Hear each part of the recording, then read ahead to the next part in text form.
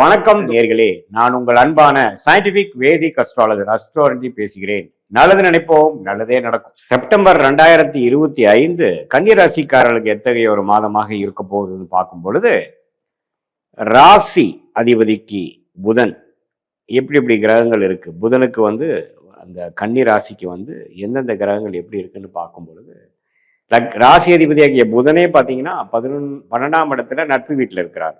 எப்போ சிம்மத்தில் இருக்கார். சிம்மத்தில் இருக்கிறது நல்ல ஒரு அமைப்பு. அதுக்கப்புறம் பார்த்தீங்கன்னா மாதத்தின் கடைசி 2 மாதங்கள் ராசிக்குள்ளேயே வரார். ஸோ ராசி அதிபதியோட வலுவான நிலை கன்னிராசிக்கு ஒரு நல்ல விஷயங்கள்.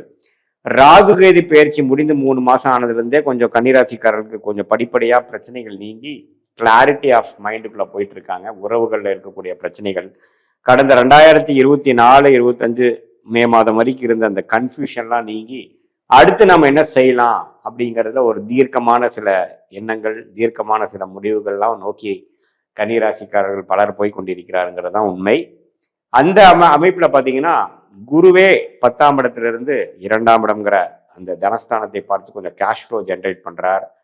சில நல்ல இதுவரை கொஞ்சம் இறுக்கமான ஒரு சூழ்நிலை இருந்தது, கொஞ்சம் கடந்த 3-4 மாசமாவே கொஞ்சம் பாசிட்டிவான சில குரோத் ஃபார்வர்டு மூவ்மெண்ட் கிடைக்குது. ராகு 6ஆம் இடத்துல குரு பார்வை பெறுகிறார். கேது 12ஆம் இடத்துல இருக்கும் பொழுது கொஞ்சம் சுப கடன்கள், வெளிநாடு போகிறது, அடிக்கடி இம்போர்ட் எக்ஸ்போர்ட் ரிலேட்டடாக போயிட்டு வர்றது, சில டிராவலிங்லாம் கொடுக்கக்கூடிய அமைப்புகள்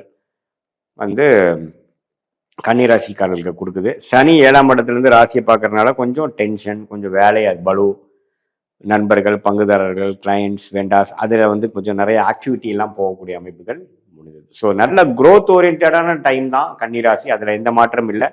அதே சமயத்தில் சில விஷயங்கள் பாசிட்டிவாகவும் இருக்குது, சில விரயங்களும் இருக்குது, சில சுப விரயங்களாகவும் நம்ம பண்ண வேண்டியதாக இருக்குது.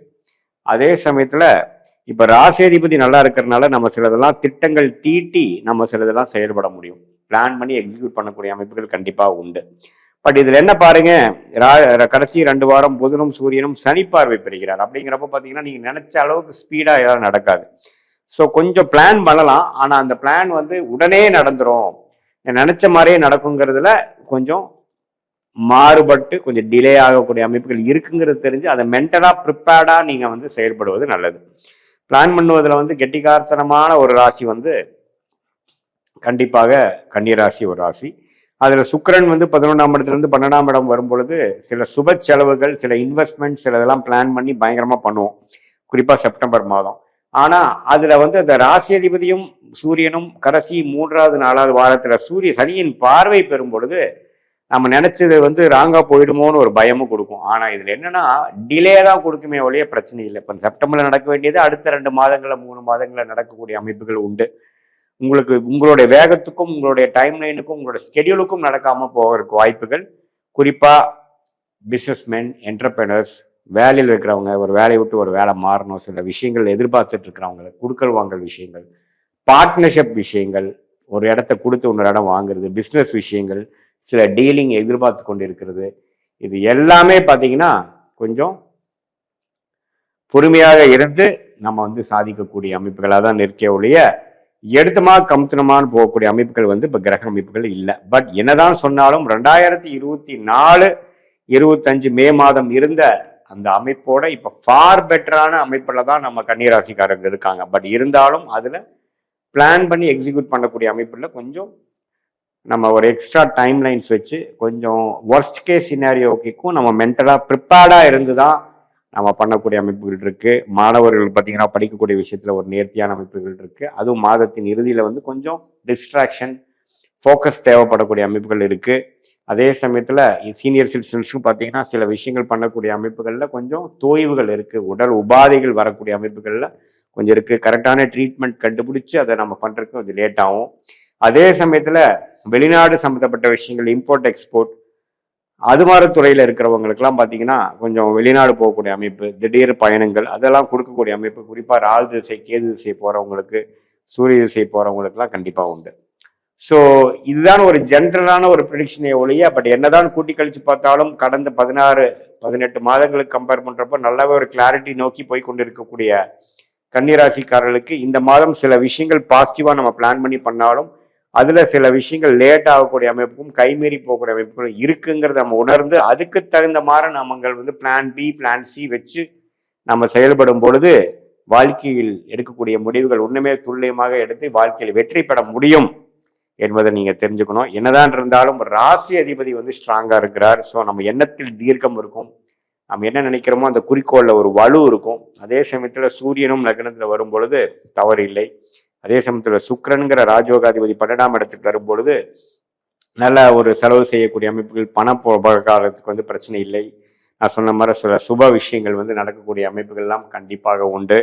செவ்வாய் ராசிக்குள்ள இருந்து இவ்வளவு நாளா பிரச்சனை பண்ணிட்டு இருந்த கடந்த 2 வாரமாக September first week second week பண்ணிட்டு இருந்த அந்த செவ்வாய் மாறி 2ஆம் இடத்துக்கு வந்து குரு பார்வை பெறுவது மென்டலா நம்ம ஜூன் ஜூலை மாதத்துல வந்து பெரிய பிரச்சனையாக இருந்த சில விஷயங்கள்லாம் நீங்கி கொஞ்சம் நல்ல பாசிட்டிவான சில விஷயங்களுக்கு போகக்கூடிய அமைப்புகள் கொஞ்சம் பிளான் பண்ணி எக்ஸிக்யூட் பண்ணக்கூடிய அமைப்புக்கு போறோம். இதுக்கு முன்னாடி பாத்தீங்கன்னா செவ்வாய் ராசிக்குள்ள இருந்து சனி பார்வை பெற்று நம்ம பிரச்சனைகள், வீட்டுல பிரச்சனைகள், வம்பு வழக்குகள், ஃபேமிலியில் ஒரு அன்னோனியம் இல்லை, பங்குதாரர்களிடையே ஒரு கருத்து வேறுபாடு, அது மாதிரி சில விஷயங்கள்லாம் கொடுத்துட்டு இருந்த கன்னி ராசிக்காரர்களுக்கு இப்போ 3rd and 4th week of September பார்த்தீங்கன்னா சில பாசிட்டிவான விஷயங்கள் நடக்கக்கூடிய அமைப்புகள் இருக்கு.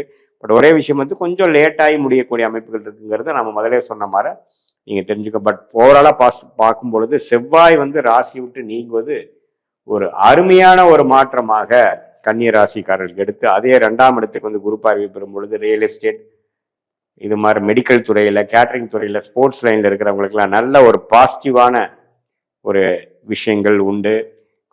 அதே குறிப்பா செவ்வாய் தசை நடக்கிறவங்களுக்கு பார்த்தீங்கன்னா ஓரளவுக்கு பாசிட்டிவா வரக்கூடிய அமைப்புகள்லாம் கண்டிப்பா உண்டு. ஸோ கூட்டி கழிச்சு பார்க்கும் பொழுது ஓரளவுக்கு மிகவும் பாசிட்டிவான சில விஷயங்கள் குறிப்பா செகண்ட் ஹாஃப் ஆஃப் செப்டம்பர் வந்து ஜாதகர் கன்னிராசிக்காரர்களுக்கு கொடுக்கக்கூடிய அமைப்புகள் உண்டு.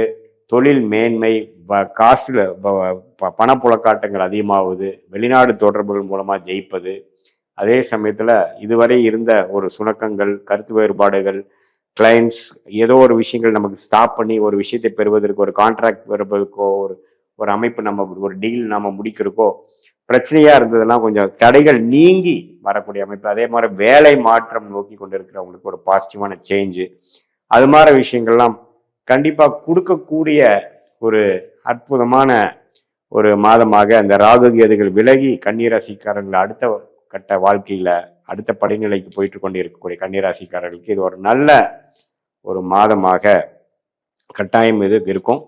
இது வந்து பாத்தீங்கன்னா இந்த ராசி அதிபதியும் நன்றாக இருக்கிறார், ராஜோகாதிபதியும் நன்றாக இருக்கிறார், சூரியனும் நன்றாக இருக்கிறார், செவ்வாயும் நன்றாக இருக்கிறார். இதுல மற்ற மாத கிரகங்களும் ஓரளவுக்கு நல்ல அமைப்புகள் தான் இருக்கு. இதுல என்னன்னா சனி ராசியை பார்க்கக்கூடிய அந்த கண்டக சனி என்று சொல்லப்படுகிற அந்த இது மட்டும் பார்த்தீங்கன்னா வாழ்க்கையில வந்து இப்போ ஒரு ப்ரெஷரும் ஒரு ஸ்ட்ரெஸ் கொடுத்துட்டே இருக்கும். நெக்ஸ்ட் என்ன பண்ணணுங்கிற ஒரு ஸ்ட்ரெஸ்ஃபுல்லாகவே நம்ம ஒர்க் பண்ணக்கூடிய அமைப்புகள் இருக்குமே ஒழிய அதுதான் ஆரோக்கியமான ஒரு டெவலப்மெண்ட்டாகவும் இருந்து அடுத்தடுத்து நீங்கள் மீட் பண்ணக்கூடிய அமைப்பு, அடுத்தடுத்து நீங்கள் செய்யக்கூடிய ப்ராஜெக்ட்ஸ் எல்லாமே வந்து உத்வேகத்தோட செயல்படக்கூடிய அமைப்பாகவும் இருப்பது தான் வெற்றிக்கு ஒரு நல்ல ஒரு அமைப்பாகவும் இருக்கிறதுனால பொறுமையாக இருந்து இந்த மாதத்தை நல்லா உங்களுடைய விஷயத்துக்கு நல்லா யூஸ் பண்ணி நல்ல அமைப்பை கொடுக்கக்கூடிய நல்ல தெளிவும் நல்ல உறவுகளில் மேன்மையும் நல்ல பெனிஃபிட்ஸும் கான்டாக்ட் மூலமாக கிடைக்கக்கூடிய ஒரு அற்புதமான மாதமாக இருக்கிறதுங்கிறது நம்ம தெரிஞ்சுக்கணும். செப்டம்பர் 2025 கன்னிராசிக்காரர்களுக்கு இதுவரை பார்த்தது வந்து ஒரு பொதுவான பலன்களை தவிர உங்களுடைய ஜென்ம ஜாதகத்துல எந்த தசாபுக்திகள் போய் கொண்டிருக்கிறது, எந்த லக்னத்துல பிறந்தீங்க, அந்த லக்னாதிபதி எப்படி இருக்குது, திக்பலம் எப்படி இருக்குது, ஸ்தானபலம் எப்படி இருக்கு, திருக்பலம் எப்படி இருக்கு, அந்த லக்னத்துக்கு ஏற்றவாறு ஒரு சாதகமான தசாபுக்திகள் போய் கொண்டிருக்கிறதா அல்லது வரக்கூடாத தசாபுக்திகள் போய் கொண்டிருக்கிறதா, புக்திநாதன் எப்படி இருக்கிறார், புக்திநாதனுக்கும் தசநாதனுக்குள்ள தொடர்பு என்ன, 6-8 காம்பினேஷன் இருக்கா அல்லது கேந்திரத்துல இருக்கா, தசநாதனும் புக்திநாதனும் கேந்திரத்துல இருக்கா, அது தசநாதனுக்கு 12ஆம் இடத்துல புக்திநாதன் இருக்காரா, இதெல்லாம் வைத்துதான் துல்லியமான பலன்கள் வந்து நம்ம இப்ப பேசின அந்த கோச்சார் அமைப்பு, குரு பயிற்சி, சனி பயிற்சி, ராகு பயிற்சி, அப்புறம் மாத கிரகத்தின் பயிற்சி, செப்டம்பர் மாத பலன் பார்த்தோம் இல்லைங்களா, அந்த பயிற்சி பலனையும் இப்ப நாம பார்க்கக்கூடிய அந்த துல்லியமான தசாபுக்திகளும் உங்களுடைய பிறந்த தேதி, பிறந்த நேரம், பிறந்த ஊரை வைத்து நம்ம சேர்த்து வைத்து பார்க்கும் பொழுது இன்னுமே நெக்ஸ்ட் வரக்கூடிய காலகட்டம், அடுத்த வரக்கூடிய ஷார்ட் டேர்ம் 3 மாதம் 6 மாதம் எப்படி இருக்க போகிறது, அடுத்த வரக்கூடிய 2 வருடம் 4 வருடம் 6 வருடம் எப்படி இருக்க போகிறது, அடுத்த வரக்கூடிய தசாபுக்திகள் எப்படி இருக்கு, இப்போ கேட்கக்கூடிய கேள்விக்கு என்ன பதில் கொடுக்குது, சாதகமான ரிசல்ட்ஸ் எதிர்பார்க்கலாமா அல்லது கொஞ்சம் டிலே இன் அவுட்கம் எதிர்பார்க்கலாமா அல்லது உடனே நல்ல விஷயங்கள் நடக்கக்கூடியதாக இருக்குதுங்கிறது எதிர்பார்க்கலாமாங்கிறது உங்களுடைய ஜென்ம ஜாதகத்தை துல்லியமாக ஆராய்ந்து இப்போ நம்ம பேசின அந்த பெயர்ச்சி பலனையும் கோச்சார பலனையும் சேர்த்து வைத்து பார்க்கும் பொழுது துல்லியமான பலன்களை எடுத்து அது மூலமாக நீங்க வாழ்க்கை முடிவுகளை எடுத்து இந்த சயின்டிபிக் வேதிக் அஸ்ட்ராலஜி முறை மூலமாக நல்ல ஒரு பலனை நீங்கள் அனுபவித்து வெற்றி பெற முடியும் என்று இந்த வீடியோவில் கேட்டுக்கொள்கிறேன். மீண்டும் மற்றொரு காணொலியில் சந்திப்போம். நன்றி, வணக்கம்.